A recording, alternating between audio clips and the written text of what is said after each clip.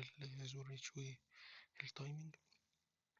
اول حاجة بنعملها في الاختبار ان احنا بنروح نقصين الاوتبوت اللي هناخده على التستر، سواء كانت اويكرون او فريجا، عشان يوقف الحل ويحدد الزون ريتش او يحدد التايمنج.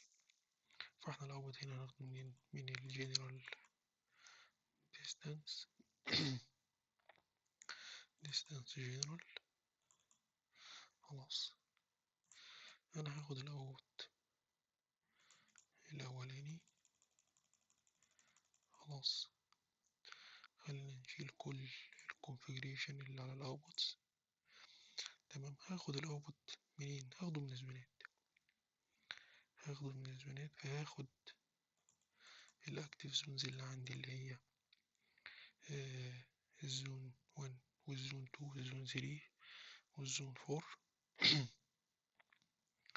ناخد ادي زون 1 اهي، distance strip single. خلاص كله هنا اهو on latch. تمام، اخد اي حاجة لها علاقة بزون 1.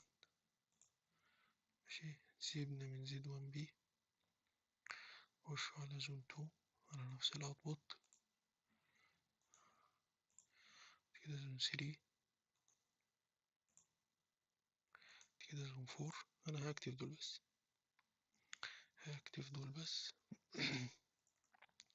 تمام، يا ريت لو احنا نعمل اوف على اي بروتكشن شغالة، اوفر كرنت وإيرث فولت ديفرنشال، أي حاجة يعني من باب الأخذ والاعتياض. أنا عارف طبعا إن الأوتبوت ملوش علاقة، الأوتبوت اللي احنا واخدينه ملوش علاقة بأي بروتكشن تاني. خش على السيتنج، تتأكد بس من شوية حاجات كده إن الديستانس بروتكشن أون. نتأكد، ودي مهمة جدا، إن السويتش أون ديفولت إن أكتف، لأنه لو أكتف هيترب لي الزونات انستانتينيوس. دي مهمة جدا. نتأكد برضو من التايم ديلي. عندي الزون الأولانية 0، التانية 400، التالتة 800، والرابعة 1200. وأنا هاخد هنا والزون بيك اب زي ما شرحنا كده، معناه إنه إيه، التايمر بتاع كل زون هيبدأ مع الفولت لما يدخل الزون دي. طبعا لو ديستانس تريب يبقى الأول التايمرز كلها تبدأ في وقت واحد من أول ما الديستانس يحصل له بيك اب نتيجة أي زون. بعد كده نروح على، نتأكد بس من الزونات اللي احنا واخدينهم. الزون 1 فورورد ده الريتش بتاعه، ده التايمر، وزي ما حكينا ان التايمر ده هو نفس الادرس اللي فيه الجنرال.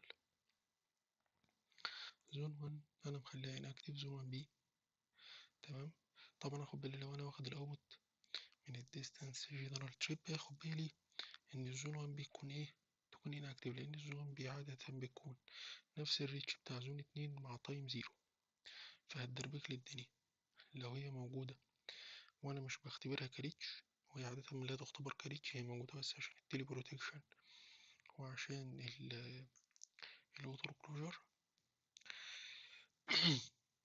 ولو عايز اختبرها كريتش خلاص اختبرها ريتش لوحدها، يعني بعد ما اختبر كل الزونات ادخل عليها هي لوحدها واختبرها. فنخليها هنا اناكتيف، وانا كده كده ايه، واخد احتياطي، مش واخدها اوبط معايا. زون 2 فورورد. تمام، ده الريتش بتاعتها الار والاكس، وهنا التايم 400. 3 فورورد تايم 800، والفور ريفرس تايم 1200. هو دي الزون 5 والزون 6 انا مش عايزه. تمام، بعد ما اكد على كل الزونات بنعمل اكسبورت. هنا طبعا هيطلع لي الماكسيموم كارنت والماكسيموم فولت. تمام، والتوليرانس بتاعت الاختبار، كل ده هيطلع مع الريو فايل.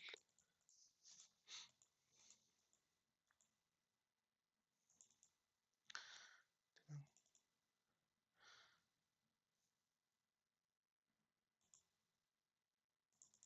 سيبه هنا، نسميه مثلا جوجل تو سيف وانت اوكي. بيكون عندي فيه طريقة تانية ل ان انا اسحب الفايل كاكس ريو مش ريو، وساعتها انا مش هسحب السيتنج بتاعت الديستانس فقط، ولكني هسحب كل السيتنج اللي على الريلي دي. ممكن نعملها من فايل اكسبورت configuration and protection parameters ونحدد هنا اكس ريو. في عندي كمان سي اس في ممكن استخدمها.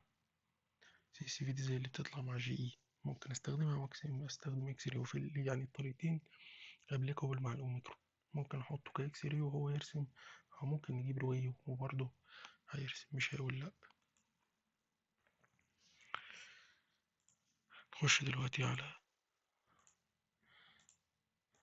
التست يونيفرس. خلينا نبدأ من الأول. ده فايل أنا كنت عامله قبل كده. نخش بعد كده على التست يونيفرس، هو مفتوح. من distance نختار advanced distance.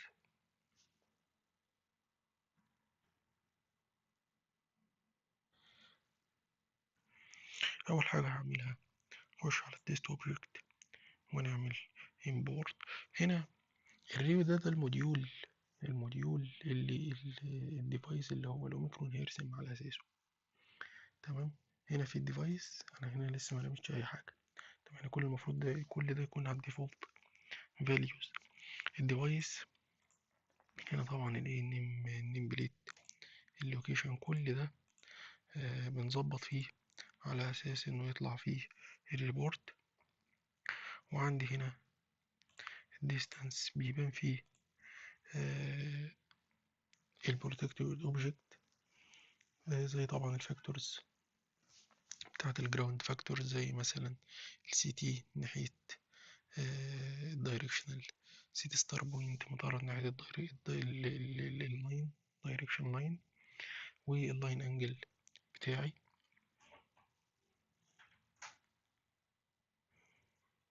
وفي برضو البروتكشن ديفايس اللي موجود فيه التوليرانس. طبعا كل ده زي ما قلنا الديفولت فاليوز. تمام. طبعا لما بعمل بقى امبورتنج للسيتنج كل ده بقى بيتحط له قيم زي ما هنشوف. ادي فايل الاتنين دول التفاصيل بتاعهم بيظهروا لما اعمل فيو ادفانسد. تمام. لو شلت الادفانسد مش هيظهر منه اي حاجة غير الايه. لو دوسنا كده كليك هنا وإيديت خلاص الصفحة دي بس اللي هتظهر. تمام. فنخلينا على الادفانسد افضل. بعد كده نعمل فايل import desktop، اختار الايه. تمام. ادي جوبلته. الفايل لما نزل بقى لو دخلنا تاني على مثلا الديفايس هنلاقي فيه بقى هنا ايه الجوبل 2 اللي هو اسم الديفايس واللوكيشن. خلاص لو مش موجود احنا ممكن نكتبه عادي جدا عشان مهم عشان الريبورت يطلع فيه كل الانفورميشن. الديستانس. تمام. هنروح دلوقتي بقى نلاقي فيه زونات. هنلاقي فيه زونات اللي هو الزون الأولانية. طبعا هنا هو حاسب ال7 زونات لأنه هو بيحسب ايه كعدد. يعني أول اتنين دول زي ما احنا شايفين زون 1 لاين تو لاين، وزون 1 لاين تو ايرث. الزون التانية لاين تو لاين وايه لاين تو ايرث. هنا زون 2 لاين تو ايرث هو مسميها هنا زون 3. يعني التسمية دي ملهاش ايه، ملهاش علاقة بالزونات، وهي ملهاش لازمة أصلا. يعني التسمية دي ما تهمناش في أي حاجة. تمام. طبعا كل زون الاكتيفيشن والتايمنج بتاعتها والزون تايب زي ما حكينا إذا كانت هي تريبنج ولا اكستندد ولا نون تريب. تمام، بنضغط كليكين على distance يدخلني على الصفحة دي اللي موجود فيها بقى ايه يعني اختصارا كده اللاين انجل واللاين لينس والسي دي، يعني نفس المعلومات اللي موجودة برضو في البارامترز اللي جوه الديستانس. هنا هو التوليرانس برضو موجود. التوليرانس ده موجود ايه، هو اللي سحبناه من الريلي، يعني ديفولت برضو انا مغيرتش فيه اي حاجة. تمام، ودي الزون سيتنج. لو كبرنا دي كده شوية، دي الزونات اللي شغالة عندي او الاكتف اللي انا مكتفها جوه الريلي. تمام، هنا الزون وهنا اللي هي الديتيلز بتاعتها اللي هي التوليرانس والتريب تايم. التوليرانس والتريب تايم زي ما احنا شايفين، دي الزون الاولانية هو مظللها هنا اهوت كلاين تو لاين، ودي الزون الاولانية كلاين تو ايرس. بعد كده الزون التانية، تمام، والتالتة والرابعة اللي هي الانفرس. بعد كده ندوس اوكي. تمام، ندوس اوكي. هنا هنلاقيها ظهرت ايه، هنلاقيها ظهرت فيه الامبيدنس فيو. زي ما حكينا الاختبار عبارة عن شوت تيست اللي هو اختبار التايمنج، بحط فيه البوينتس مانيوالي. اللي تشيك تيست هو اختبار تايمنج بس البوينتس بتتحط على ريتش انا بعملها.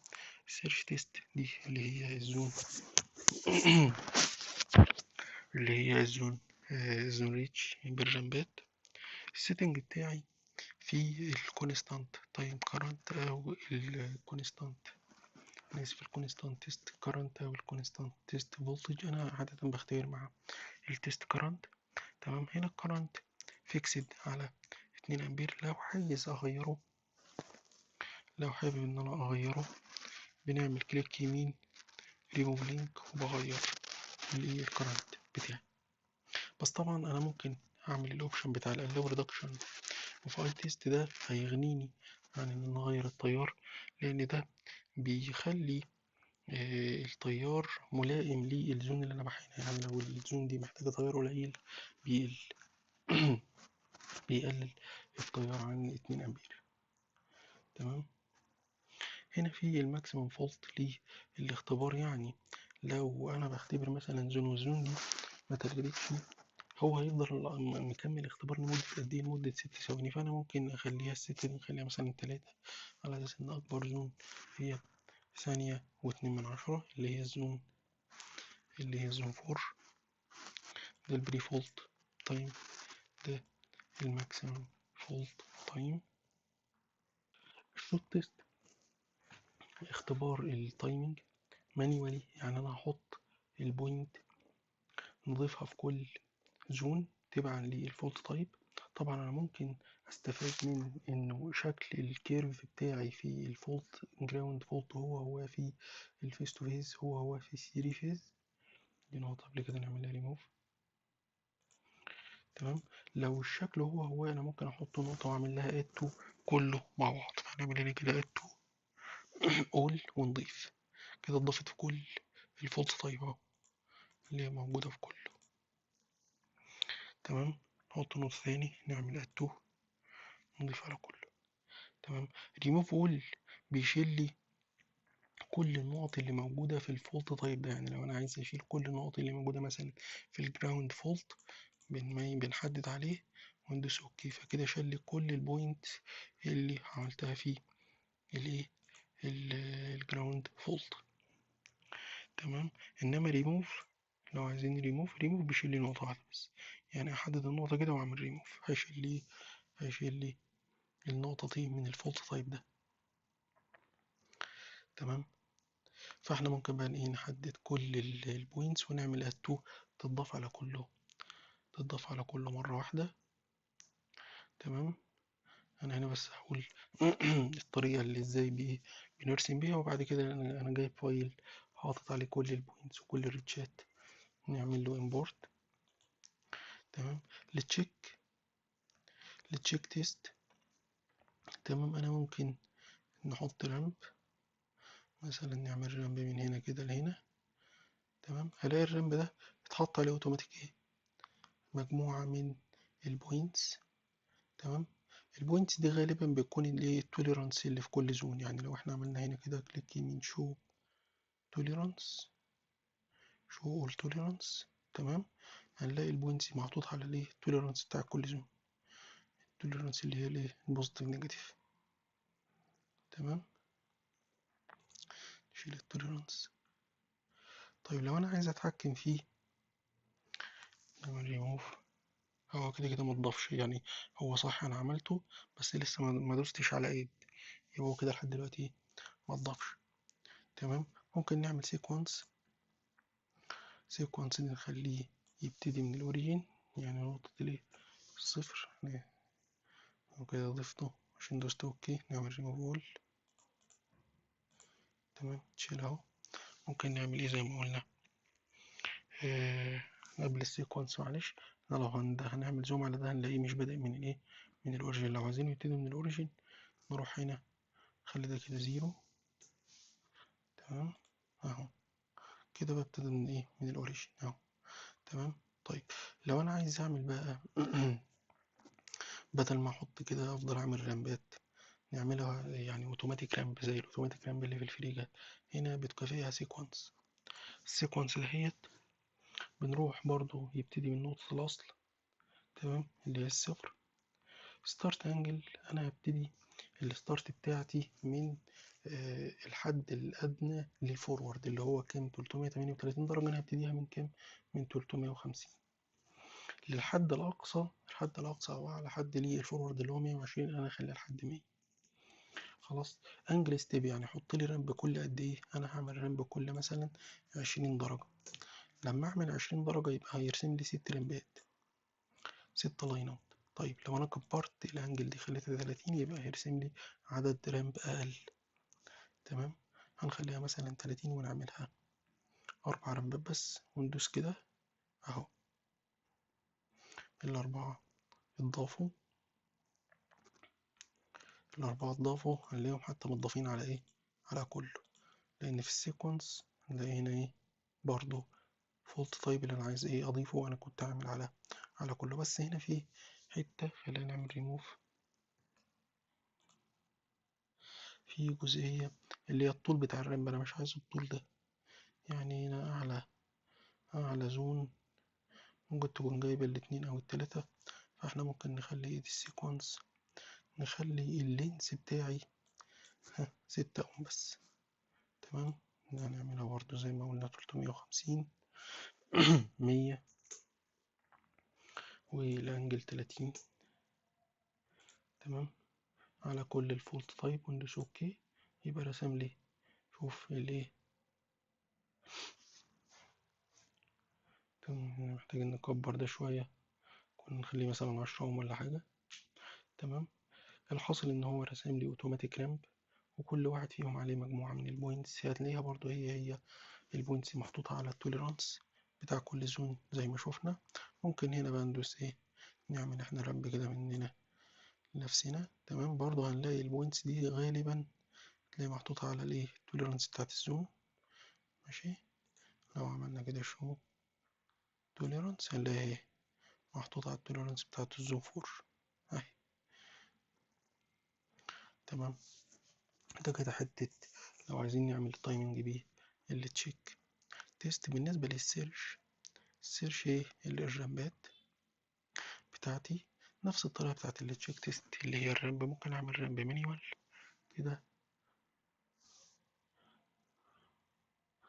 يلا شوية بس. تمام.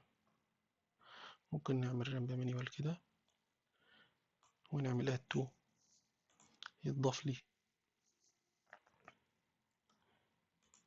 يتضاف على كل الفولتات او الفولتات اللي انا عايزها. تمام. او ممكن نعمله اوتوماتيك عن طريق السيكونس بنفس الطريقة، بنفس الطريقة يبتدي من صفر. خلاص نخلي ده صفر كده. تمام. صفر برضو. ماشي. برضو نفس الكلام يبتدي من 300 50 لحد 100 ستيب 20 مثلا. يبقى أنا كده إيه 6 رامبات. الفولت تايب اللي أنا عايزه يتضاف على إيه بنحدده من هنا، وبعد كده بندوس أوكي. يبقى كده إيه رسم لي الرامبات اللي أنا عايزها، وبرضه حطها لي في الفولتات اللي أنا حددتها. طبعا أنا إيه يعني عامل رامب نشتغل عليه. ممكن نعمل نيو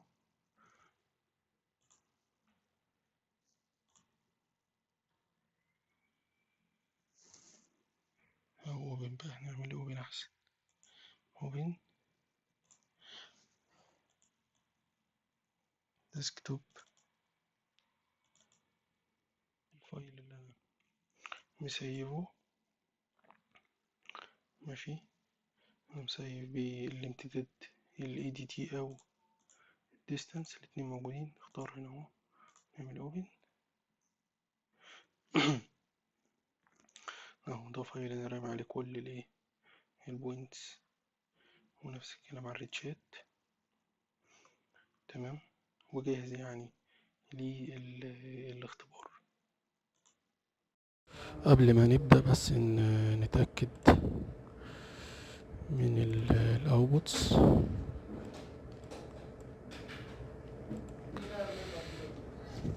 تمام، ويفضل برضو ان احنا ايه نظبط للدات على جنرال تريب بكل زون. ماشي، الليدة الاولانية، الليدة التانية على زد 1 كله اهو، الليدة التالتة على زد 2 السنجل فيز والثري فيز، والتالتة والرابعة على زد 3 وزد 4. ماشي، وما ننساش ايه نبعت. احنا طبعا باعتين. نبتدي بسم الله الرحمن الرحيم. ستارت.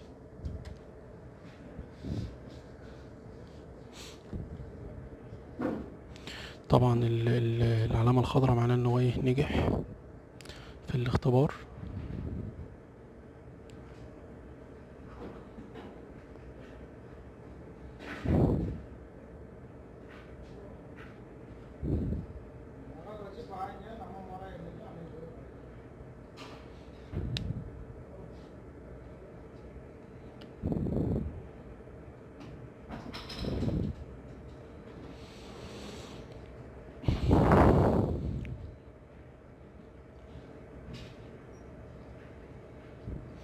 بيمشي واحدة واحدة. هو خلص دلوقتي L1E L2E، دلوقتي في L3E اللي هي اللاين 3 تو جراوند،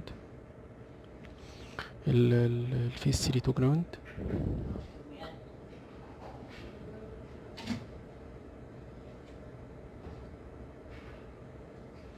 دلوقتي الفيس تو فيس.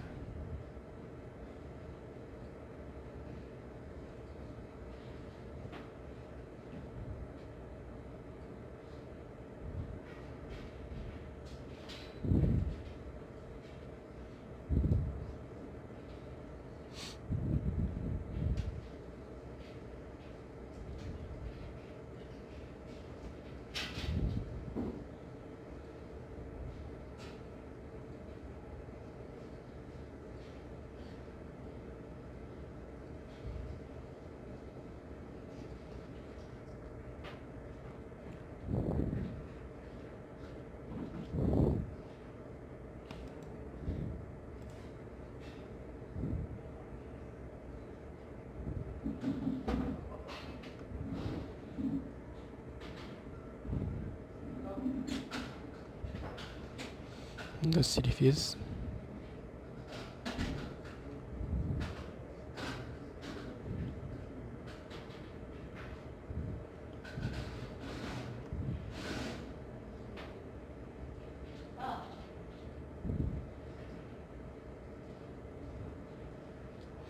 دخل دلوقتي في السيرش تيست او الزون ريتش تيست.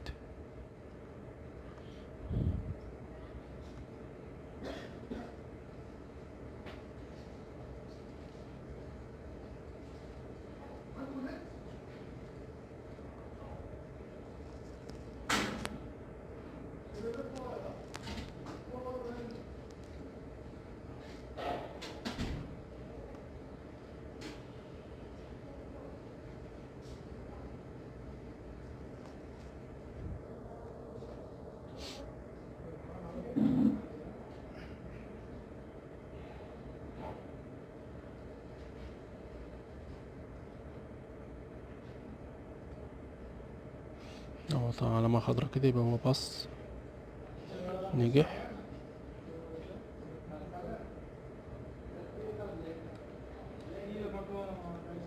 ال- الرامب التاني.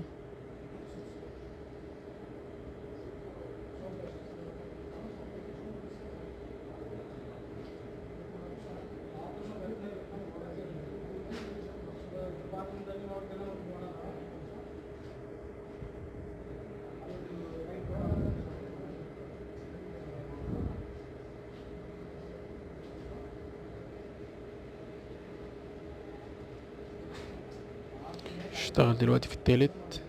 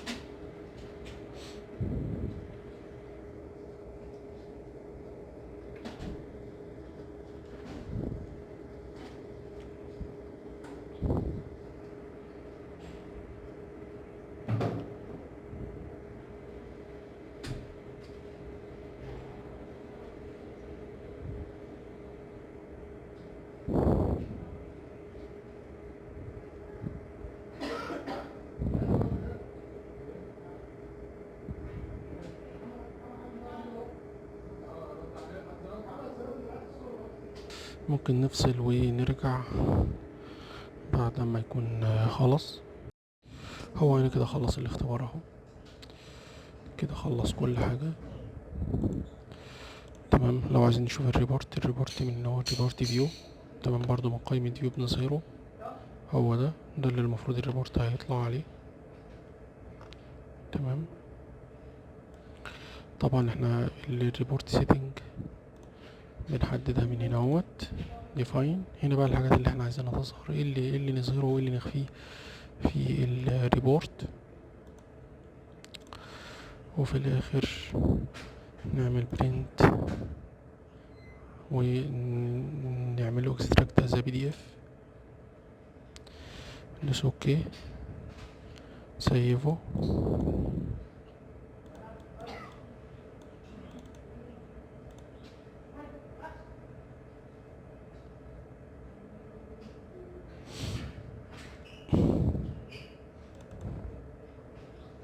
تمام اهو ظاهر فيه كل الداتا اللي احنا حاطينها في الديفايس،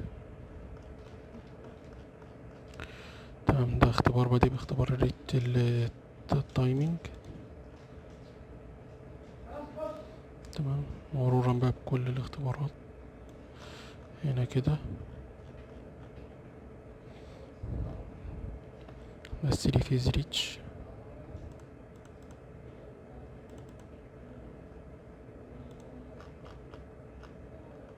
كله باص زي ما احنا شايفين اهو.